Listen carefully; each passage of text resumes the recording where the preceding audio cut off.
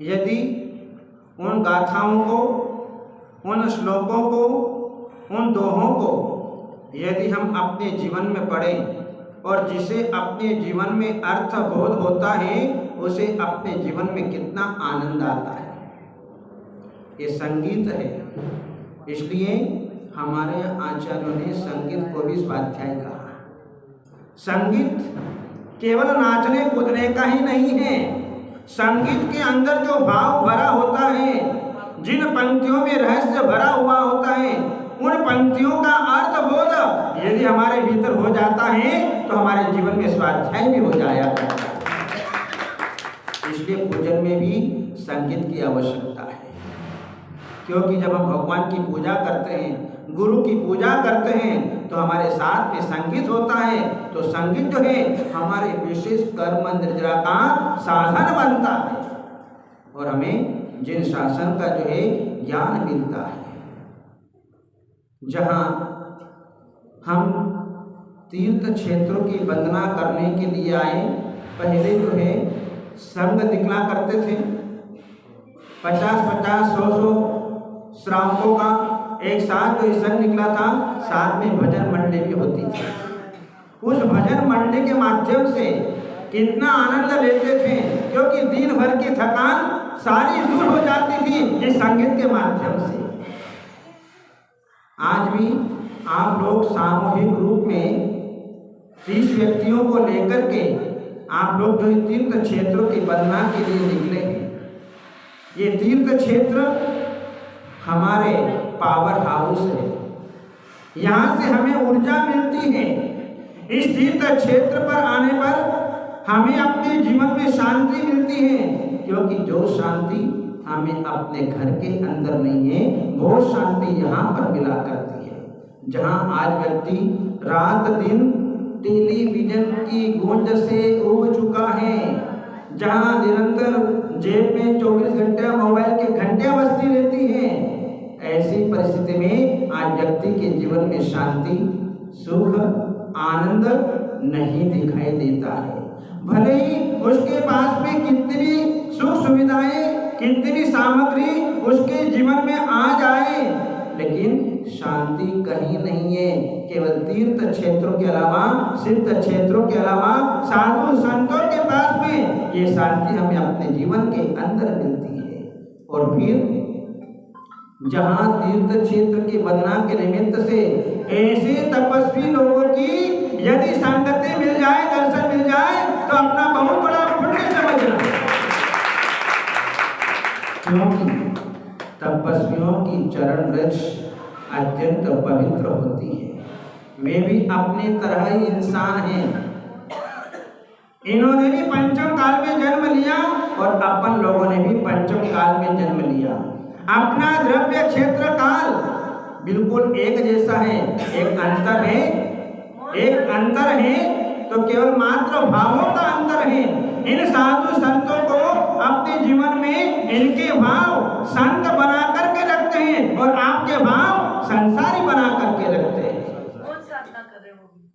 ये कोई कम साधना नहीं। जहाँ काले कलो चले चित्ते देह चन्नादि कीट के, इस कली काल में ये पंचम काल है, पाप का काल है।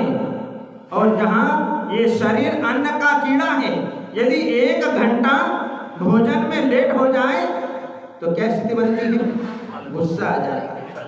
और जहाँ ऐसे तपस्वी संत आज 24 दिन हो गए, एक अन्न का दाना पेट के अंदर नहीं है। कितनी समता पूर्वक साधना, मौन पूर्वक साधना अपने जीवन के अंदर कर रहे हैं।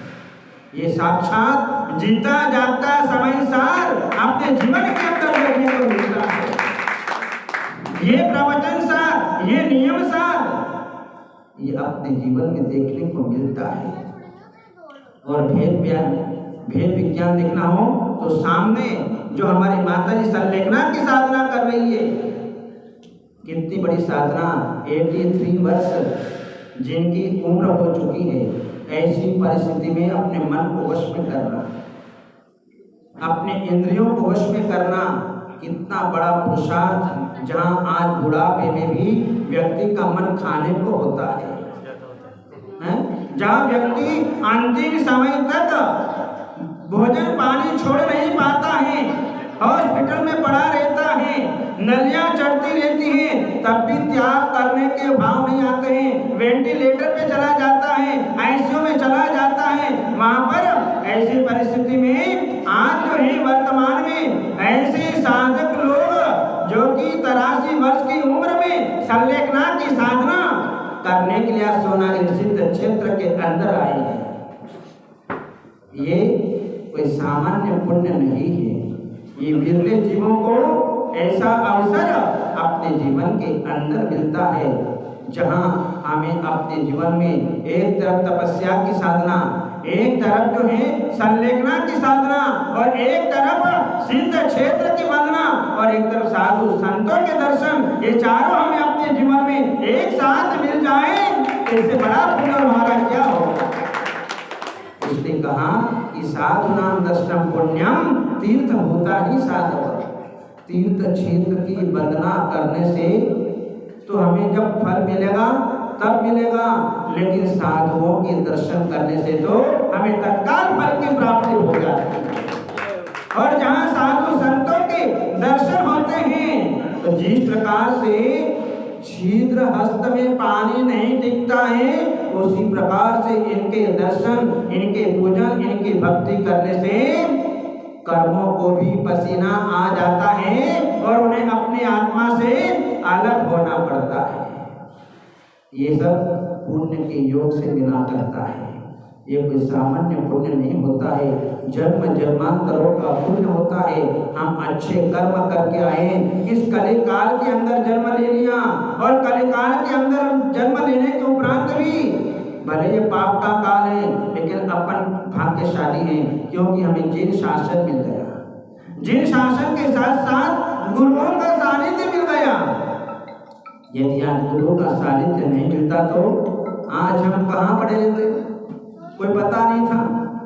लेकिन अपन भाग्यशाली लोगों में जो हमें आज गुरु का सानिध्य अपने जीवन के अंदर मिला, आज उन्हें गुरु भक्ति करने का, उनको आहारदान देने का, उनकी भैयावृत्ति करने का हमें अपने जीवन के अंदर सौभाग्य मिला करता है।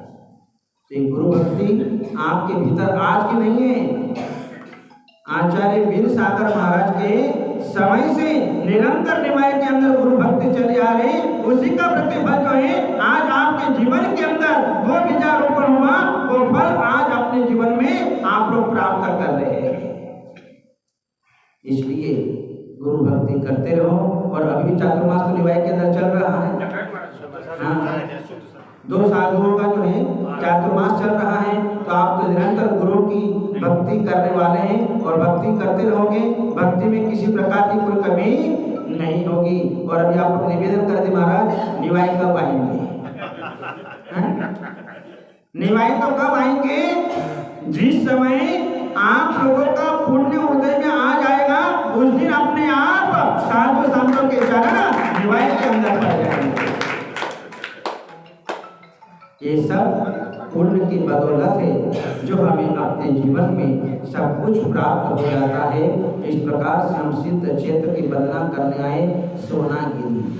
यहाँ सोना बरसता है, भजन भी गाते आप लोग, सोनागिरी में सोना बरसता रहता है, चंदा के चरणों में चंदा रहता है। सोना, सोनागिरी उपदेश देता है, तुम अपने जीवन के अंदर सोना मत।